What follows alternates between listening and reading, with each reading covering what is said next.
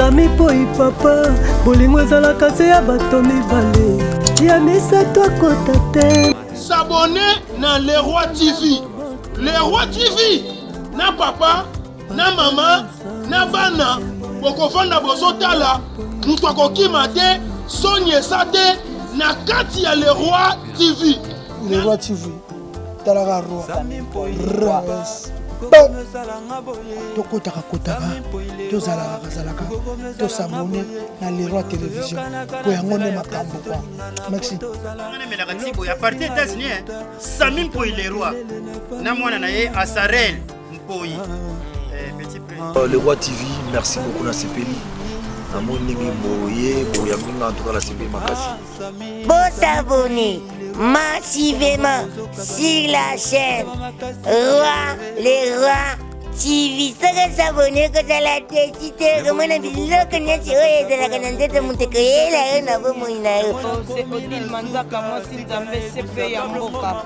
Abonnez-vous massivement dans Leroy TV. Il y a notre vice-président Sami Mpoi. Vous pouvez dans Leroy Télévision, les chaînes Oyo. Il est bien, il va commander, ma star Bolimi pour ma guide, pour ma mission. Sami poi papa bolingo ezalaka se ya bato mibale ya misato akota te. Mbote na balandi nyonso Leroy TV, chaîne na bino, chaîne ya bakongolais, chaîne ya bandeko nyonso oyo baza na makambo ya bien.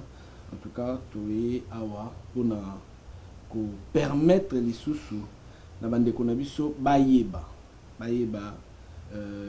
makambo ebele oyo ezoleka na kati na mboka oyo bandeko ebele baza koignore baza koyeba te importance nini oyo ekoki koyela biso na likambo oyo babengi assurance vie.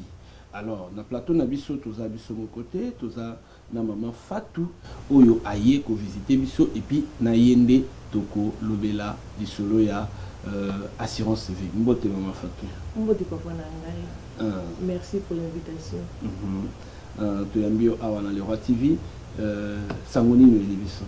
Papa na yeyo sango malamu, sango ya assurance vie. Ezali lisolo moko na Afrique.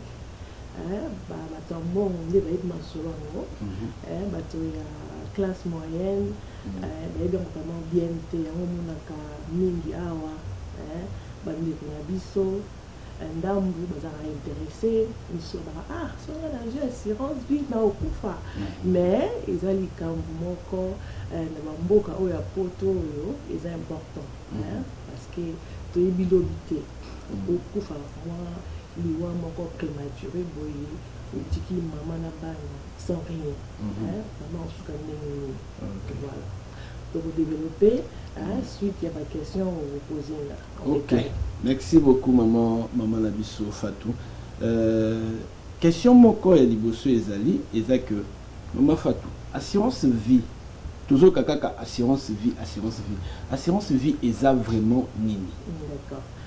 Assurance vie pour le moment licolo parce que d'accord. Assurance vie ezali famille et pour na plan soki papa ou maman akufi mbongo nini bakokunda soit maman soit papa donc tobenga yango plan donc ezali ba plan ebele awa na États-Unis moto akopona ata mwa plan moko ya mokie ya $15,000 esalaki mokolo akokufa mama azala te tokombolaka bambongo lokwa na Afrique liwa yango oyo mwa cotisation awa sikoyo ozala mbongo nango déjà prêt soki baninga bakoya na cotisation malamu mais soki mpe emonani mpe te mbongo na yo eza prêt oza wana te po odéranger baninga liwa yango oyo cotisation parce que awa kokunda mutu minimum ezala $8,000 donc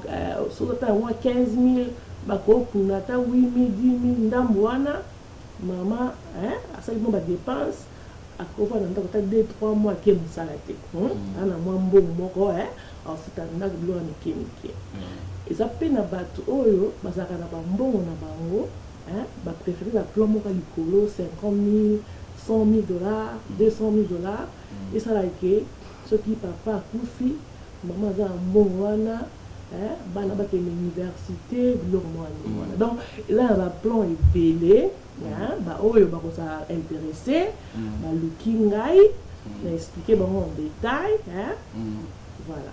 Mais biso vraiment dans les Roi TV tout l'inalande vraiment bas détail parce que avec ces détails ndé bande kuna biso bakota là pe bako yeba avantage vraiment ezanini na moto ya zui assurance vie. D'accord. Assurance vie avantage nango ezali ebele ya liboso ezali soki okufi oza na mbongo ya enterrement. D'accord. Ya mibale assurance vie eza mibale. En anglais, whole life. Whole life, en français, ça veut dire assurance, il y a vie dans mon bimba. Si mon colis, d'accord? Et après, l'assurance, vie, à terme. À terme, il y a 20 ans. D'accord? Il y a à terme à 20 ans. Donc, l'assurance vie est belle. Parce qu'il y a 20 ans, on a, ils ont moins cher. Mais, ceux qui dans 20 ans ont profité, et s'il donc bon check wana et si donc il faut se combattre la zéro on renouveler l'assurance vie et quand tu vas renouveler na âge yo ko renouveler wana soko mukolo primatique parce que assurance vie ezali âge ya moto donc on a awa mundela comprendre masolo soko aboti le bébé azeli assurance vie na assurance ya bébé ils ont lié $25 000, en fait, $8, mais $6 par mois, parce qu'ils ont âge. Ils ont lié moi, qui a 18 ans, assurance vie à $100 000, en fait, $25 par mois. Tu vois, il y a un il faut que je aies assurance vie plus tôt, comme ça, on a pas de difficulté. Ah, ok. D'accord. Assurance vie, avantage, je me suis dit, jeune, 10 ans, 20 ans, ils ont beau te l'ombo. Tu vois, donc, comme la caméra urgence, on a monté, on a besoin de bongo, on a droit aux oies prêts dans bon assurance vie. On a assurance nini kasi o epé ça va tout près dans bon assurance. Assurance vie est belle, en anglais whole life.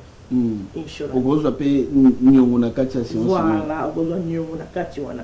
Mais terme, il y a 20 ans wana, au gros nyongo te, on les a na ebota bon ebota raté. Mais assurance vie elle est belle là. On whole life. On a après 3 ans, on a droit aux bon assurance. Sikoyo, batu mususu par exemple, batu mususu baya, ba ça l'assurance, ça le dit non pour na entre autant. Mais ba biloko ba détail au zoloba, il y a whole life, il y a ba terme wana. Tant mususu batu mususu ba expliquer kango batuté parce que ozayo mo côté mama Fatou ba congolais pe basé belé oyo pe ba sala ga marambu ya ko sensibiliser batu. Alors sikoyo il faut yango na loba bande ko ba congolais tokutana na mama Fatou to yemoko a expliquer bon explication ezala malamu omoni explication ezala malamu neti boye ngala na assurance vie mais na yebité assurance nini na nango eza ya terme ya whole life na bika ke na assurance vie. Vous voyez, il faut tous au temps yango tina vraiment ya émission oyo ndeto lobi mama Fatou mutu sikoyo oyo azui assurance akoyeba ndenge nini assurance na eza ya whole life to ya terme bande kona biso eloko basala ka papa na ngai batanga ka document parce que nous sommes aux assurances c'est l'application après genre 3 semaines ou 6 semaines tu retiens là yo ba document na yo na mail na boîte postale ce qui va document est ato bien anglais comme toi anglais tanga osana na nini osana qu'est-ce que tu as on a terme osana longue vie mais mingi na kati na biso so bengi na assurance vie ozali na nini à éviter donc bo tanga la mikana na bino bo confirmer ozali na combien pote tangu likambo ko kweya obaki bakosangi ngai non il faut lire sikoyo na bisika wana mama Fatou limbisa na kati liloba parce que toza ba congolais toza na communauté congolaise toza na profiter je salue le président Tchabwala place azali je salue papa Fligence bangonde ba kambi na biso ya mboka oyo oya tozali nalingi na toute la question moko parce que tozwa ki kamoko ya ndeko moko akufaki awa. Je peux pas citer les noms pour eza baka ya ndeko azali aza pe na famille awa. Ndeko akufi ye biso nyonso toyebaki ke ndeko azali na assurance vie. Mais ekomi au moment où il fallait qu'il babimisa corps basala ba obsèque, l'assurance est reniée. Et le dit que non, Moutouana a une assurance pendant que la dame payait son assurance. Et puis, les cas qui n'en là, si n'a pas assurance, il y a une complication. Alors, et comme on a nini, Moutayebi qui a foutu l'assurance, mais à la fin des comptes, l'assurance est au foot a été. Assurance vie. Pour les dans le domaine, il y a assurance vie. Ok, papa. Donc, comme je te disais, nous sommes en assurance, papa. Parce que l'assurance, tu m'as dit, non, non, bénéficiaire. D'accord? Et en tant que toi, la personne, vous avez la responsabilité, moto oyo pona qui bénéficiaire na yo, paye ça y est numéro na yo il y a assurance. Donc un policy number. Donc toute assurance, tant que tu as tes documents, vous avez un document na yo, t'as la numéro na yo il y a assurance. Si tu connais pas numéro on ndengeni. Il faut lire papa. Ce que vous tanga te le cas moto ay botanga atangela. Maman, nous sommes africains. Na bamboka oyo, ils appellent pas si pour nous taper ça mutu confiance à tangele documents. Oye batangai, papa maman tangela ngai na comprendre makamni za na mukanda oyo. Donc numéro wana mutu oyo pona ki bénéficiaire na yo. Donc à sa responsabilité ce qui lié yende na numéro ya assurance vie wana akende kolandela makambo ya kofuta mbongo ya assurance vie. Mais ce qui yo na ngai to na numéro ya policité siko ozwa banque bato baponaka ba bénéficiaire ba yebisaka bato wana ke non na poni o bénéficiaire na ngai ya assurance vie. Ce qui liwe ye zwa numéro oyo benga compagnie na ngai assurance vie ba routine ba formulaire au remplir. Vous pouvez avoir une copie d'un certificat de décès, comme ça, aux Zambongo. Il faut éduquer les gens au afin qu'ils bénéficient. Tu sais, la plupart de nos compatriotes aiment des problèmes à langue, au béni, customer service, c'est compliqué. Donc, il faut qu'on y ait bas, qu'est-ce qu'il faut faire, qu'est-ce qui vient après la mort, qu'est-ce qui vient après le décès. Merci, maman. Sikoyo.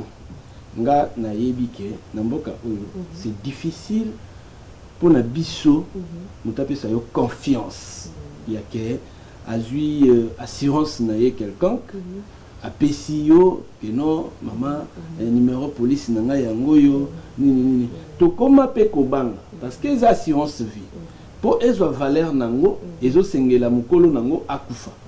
Bongo soki bénéficiaire wana oyo nga na poni azolinga makanisi mususu ya mabe alobi ke non ngande na bwina kokate il faut wana za shida donc vieux soka die kaka na 150 000 ya mvria te vambanda wani ça c'est les risques qu'on prend, d'accord. Tout le monde a un programme mindele moi si à Bomi mobile na pour assurance vie à $500,000. D'accord, c'est des risques qu'on assume en tant qu'un être humain, en tant qu'un homme ou une femme responsable. Donc ça, on n'y peut rien. On n'y peut rien. Moi, on a numéro police, donc ça, que ça reste à découvert. La famille, bénéficiaire, soit moi sinon, soit moi. C'est le système où vous avez la tech et assurance. Parce que, net, par exemple, Batumsu Bazawa, on a enveloppe bandé. Le gars va passer conseil sur les commis et dans va fungola au fungoli ka tali moni yango bombi bon yebisanga ce qu'il faut bomba en place mon bien va simbaté comme ça. Papa tu sais moi je me dis quand tu vas à Rome tu fais comme le Romain, d'accord. En Afrique la mentalité na bisoté yango mona raba nos compatriotes sous balouba. Je suis pas tribaliste. Non, c'est pas un problème. Sur maladie, assurance, vie, non, donc ils ont une mentalité.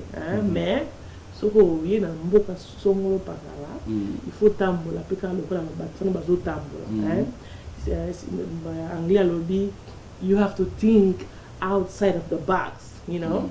Il ne faut pas toujours se limiter, monsieur Zakaboy, mon père, il faut sauter moi ligne, il faut faire comme les gens de ces pays-là. Bon, Neti, question, mais tout n'est pas belle, maman, mais toujours pour la vie à temps ou vie à nini. Désavantages nini vous à la peine à l'assurance vie papa désavantages ils allaient un mot puis dans le monde pour prendre la langue un petit peu de l'explication pour ébélité you know alors mon encore là il y a un mot format solo le mot en négoana mais on les a beaucoup en béco d'accord aux assurances vie dans la police na yo au puta kambo na yo ce qui lié ce que les bilans le cas mon bilan a aidé aux bénéficiaires na yo à la mila makambo parce que tu as un claim form donc il y a un formulaire que tu vas remplir au tu police number au tu photocopie un certificat de décès pour zambo d'accord donc aux zambo comme il y a beko ce qui nous expliqué au fond on dit ça en anglais you can sue them you know so donc il n'y a pas du gauche à droite donc ils ont au moins solo d'accord mais il faut savoir et le on soit à terme mais à longue vie donc le donc tout est vraiment bon Neti parce que je ne pense pas que Oyaki directement na masolango au côté au vandi au sali donc aux ala qui pena en débit et puis les logis maîtrise voilà parce que je vois que aux ana au moins maîtrise dans les cambo yango quelles sont les difficultés au koutana nango et puis ba difficulté ni nous ala vanango na terrain pendant que zo koutana ba client en fait ici dans les États-Unis d'accord sont OK pour ba client en délai yebi ma assurance avant tu vois ils ont un peu l'expérience parce que souvent maman pour la mondiale donc pour sa assurance d'accord parce que yebi parce que on a baron réalité elle peut sauter bon prendre soin donc bon yebi que non tu vois les Africains ils sont un peu ouverts, même que non, c'est important. Et d'autres aussi se disent que non, non, il fallait voter, ça bazali, tu vois. Et le personnage vient en gros, non, Koufa. Donc, on est tous différents, la culture, la mentalité est différente. Est-ce que ça, la mission, tu as pu la réponse Neti, par exemple, Moutoumoro, le Belé, Moutoumoro, après tout. C'est une couffine, il battait ma maison en ciment. En fait, moi je dis c'est la culture, notre culture africaine, d'accord. Et moi je dis c'est aussi la mentalité. Donc, moi quand tu ce que tu ça la bateau, les barrières, les beaucoup de choses vous avez voté. Donc c'est différent. N'enga na kanisa na c'est différent. Donc tu respectes catégorie en non voté. Ceux qui sont intéressés, OK. On fait l'affaire. T'es pas intéressé, move on. Marketeur et service. C'est quoi vraiment ton avantage dans le bloc? En fait, mon avantage, c'est juste, en anglais, on dit awareness, you know. Ça va nous qu'on a vu ça que ça n'a beaucoup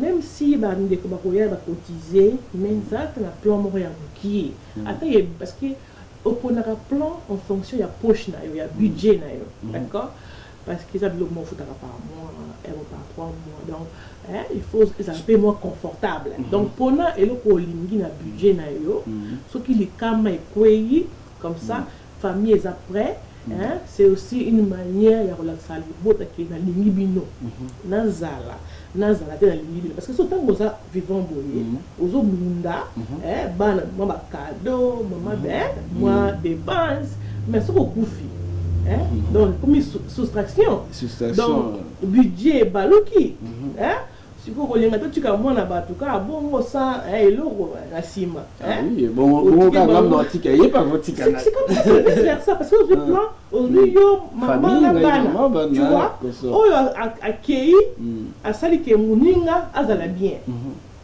Tu vois, c'est pas pour vanter, mais j'ai eu affaire avec un couple, la femme, elle a une assurance vie. Alors, parce que eux, ils ont compris quoi, c'est quoi l'assurance vie. Allez, ça va là, tu vois. En fait, pour moi, c'est une mentalité, c'est une culture. Il faut savoir ce qu'on veut dans la vie. Mais je comprends aussi que on est africain, et c'est quand on dit, tu es bien en Mingité, dans l'Afrique, il y a des gens, au bas où on a Fofuna Thompson, tu finis fatigué, à la fin, elle m'a samou, mais tu tournes sous sous. Mais je comprends. Et comme je dis, en anglais, si tu as fait beaucoup de gens, tu comprends les gens, comment on est flexible. Tu danses avec moi, on marche. Tu danses pas, je passe. Bon, qu'est-ce que vraiment tu regardes la caméra de l'autre côté, qu'est-ce que tu proposes à des Congolais qui sont ici, au peuple africain qui ignorent encore que l'assurance c'est vraiment s'assurer après toi. C'est dire je vous aime et je suis en train de ne pas vous faire le mal. Je me prépare à ce que un jour, quand j'irai au trépas, que vous ne soyez pas frustrés ou stressés par rapport à cela. Eh ben, je voulais juste dire à nos téléspectateurs que l'assurance vie, je crois que en tant que responsable, c'est un choix personnel. Ah oui. Tu veux bien laisser un plan à ta famille pour demain, au cas où tu n'es plus là. Ben, c'est un choix personnel. Donc, nous savons que c'est quoi l'avantage de l'assurance vie. Genre, c'est laisser un plan à la famille. C'est aussi une manière de dire à ta famille, je vous aime tant que je suis là. Ou le jour où je ne serai plus là, je vous aime. Donc, tu laisses à ta famille un plan où, quand tu n'es plus là, maman peut rester à la maison 1 année, 2 ans sans aller au travail. Il y a 100 000 $ quelque part là. Oh, tu as bah oui, merci, merci pour ce choix là. Ah, oui. Parce que tu sais, c'est un peu dingue. Je sais pas si c'est toi, parce qu'il y en a beaucoup. Même si tu gagnes trop, à la fin tu n'as rien. Tu n'as rien. Tu gardes rien. Tu regardes dans tout. Nagos paye nayo, on nous a la boîte, tu as touché 40 000, mais peut-être dans ton compte, tu as sous à 1 000 $. Papa, beaucoup. Tu sais, des fois je me dis que même sur un bon délai, au monde où tu vois, et des fois, le seul moyen de garder l'argent, c'est aussi avoir l'assurance vie. Oui. Parce que tu habites que l'Iwa est aux jeunes, on a l'assurance vie 10 ans. Tu sais que bon, on a 10 ans, il n'y a pas que bon assurance vie 100 000 $, tant que tu as bon par mois, on a saving. On a droit, il y a bon, on a saving. En anglais, on a cash values. So, whole life builds cash values. Ça veut dire que l'assurance vie, elle est belle là, et beau à moi, bon, saving, au défa. Après, ça fait minimum 3 ans, au beau temps. Donc, après 3 ans, au défa, tout moment. Mais, ce qu'on veut que l'assurance vie, qui est 15 000, 30 000, et bon, on a milité, donc on va faire $1 000. Mais ce qui manque, il y a 50 000. 100 000, 200 000, 150 000. Voilà, ils ont beau temps, tu vois. Voilà quoi. Donc, Bisso, tu as évité le bas, donc, tout ce qui est aussi autant, pour s'exprimer, Nava Congolais, qu'est-ce que tu peux les conseiller? Bateau Balingi ba subscribe dans le système, et là, on est nous. Eh ben, bateau, ça intéressé dans l'assurance vie. Comme Papa Samy m'a présenté, je suis Fatou, j'habite Fairfield, Ohio. Eh bien, Papa Samy aussi, on a un numéro d'assez, non? Non, sans problème. Sans problème, tu as un numéro. Ou bien au compte Papa Samy, à payer sa numéro, je suis là, quoi. Je suis là pour tout le monde. À ton assurance, mais tu n'as pas l'explication, ou bien tu n'arrives pas à lire. Je suis là, quoi. Je peux lire, machin, parce que c'est la famille, quoi. Hein? On est africain. Hein? Voilà. Je suis là, mon numéro est là. Hein?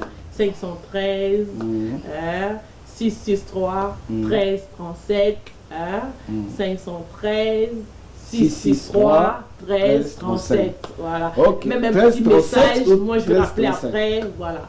513 663 13 37. Ok. Ok, merci beaucoup. Bandeko Balandi, le Roi TV. Je pense, maman Nabiso Fatou, Azalaki clair dans ma propos, ce n'est pas quelque chose autre pour tout ça, la publicité, tout le lobby la sokimini, tout le lobby Nabiso Combo et la société. Et puis maman Fatou, a lobby kakate, il faut que kakasiron c'est pas naïe.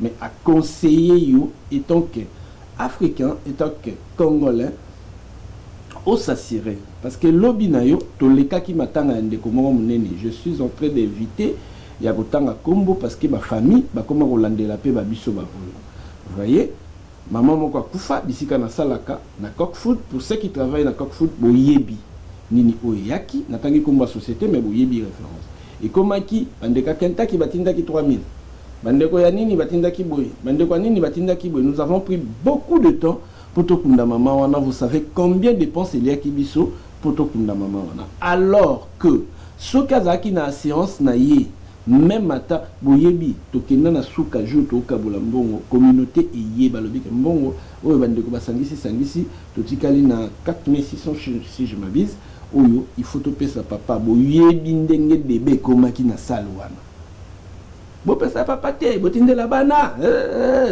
mais ce kazaki na séance et qui a déclaré qui mutu bolinga bomona tonga toyoka masolo teo to tchaki boy to zongisa ki boy to matisa ki boy to kitisa ki boy. Vous savez l'histoire ya mutu nyonso suka nango ezaliwa alors na lisima liwa na yo ezala te famille ko makolela ngai sami po ina sasira nanga déjà na sasira ko tupa mama Fatou te mais elle est là pour me conseiller pour me dire totanga kapi mikanda na biso bande ko bele babenga nga balobi nga ke non bazolela assurance ndeko bazaki likama mama Fatou a expliqué biso pour na ko defa na nini na assurance na yo il faut ozala na expérience moko ata ya 3 ans donc assurance na yo comprendre que opesaka mbongo na yo régulièrement opesaka yango pe malamu nde bango pe bakomi na confiance na yo balobi bon au-delà ya ko s'assurer akoki pe ko defa po a vivre na mbongo na ye na mokili avant que akufa. Donc au moni ba avantage o eza na assurance vie pour dire que bandeko nanga bo s'inscrire na assurance vie pour lobi na yo ezaya ya kolela te tozaki na mama Fatou to pesi bato nyonso bazolanda le Roi TV mbote de part et d'autre nga na kobandana noté na pesi invité nanga akesa ba mbote nani. Eh ben, merci. Nebolandi émission et papa Samy, le Roi TV, la PCB Nomboté. Moi, je ne suis pas du genre au bois.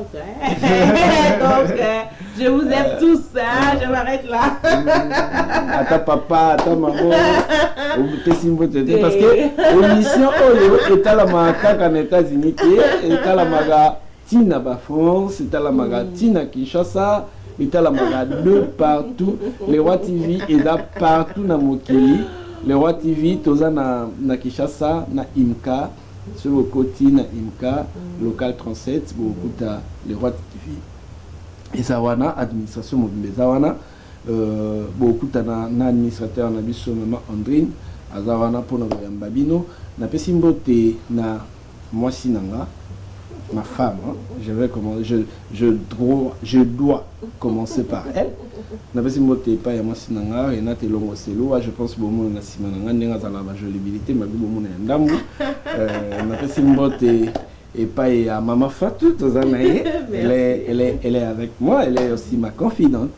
Et pas à directrice de la chaîne Nabiso, Maman Jessica Nakishasa, Napesimbote Nabana Nangaïnyoso.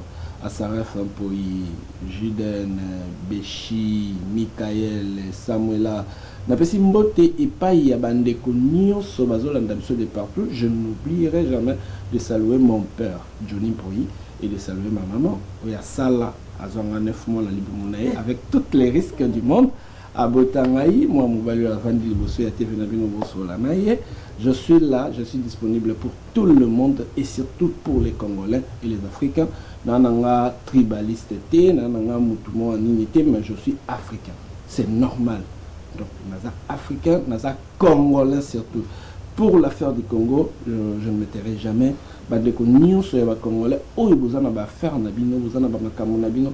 Vous voulez qu'on en parle? Le Roi TV ezawana pour nabino nyonso.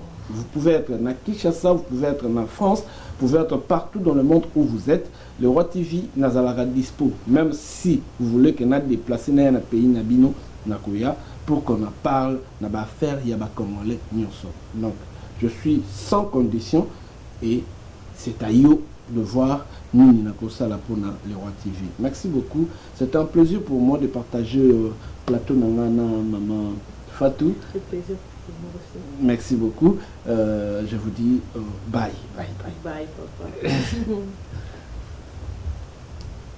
Sami poi papa, bolingo ezalaka se ya bato mibale. Ya misato akota te. S'abonner na Le Roi TV. Le Roi TV. Na papa, na maman, na bana. Bokofanda bozotala. Mutu akokima te, sonyesa te. Na kati ya Le Roi TV. Le Roi TV. Talaka roi. Tokotaka kotaka. Tozalaka. Tosabone na Le Roi Télévision. Po yango ne makambo kwa. Merci. À partir des États-Unis, Samim Mpoi Le Roi. Na mwana na ye Asarel Mpoi. Le Roi TV, merci beaucoup na Sepeli. Namoningi boye, boya minga en tout cas la Sepeli makasi. Bon s'abonner massivement sur la chaîne Roi les Rois TV. Saka s'abonner que ça la décidé comme on a dit là que n'est pas de la canette monte que elle a un abo moina. C'est Odile Manzaka moi si Nzambe CP ya mboka. Abonnez-vous massivement dans Le Roi TV. Il y a notre vice-président Samim Mpoi. Vous pouvez Le Roi Télévision, les chaîne Oyo. Il me bien, il m'a commandé, ma star Bolimi pour ma gagne, pour ma mission. Sami poi papa, bolingo ezalaka se ya bato mibale. Ya misato akota te.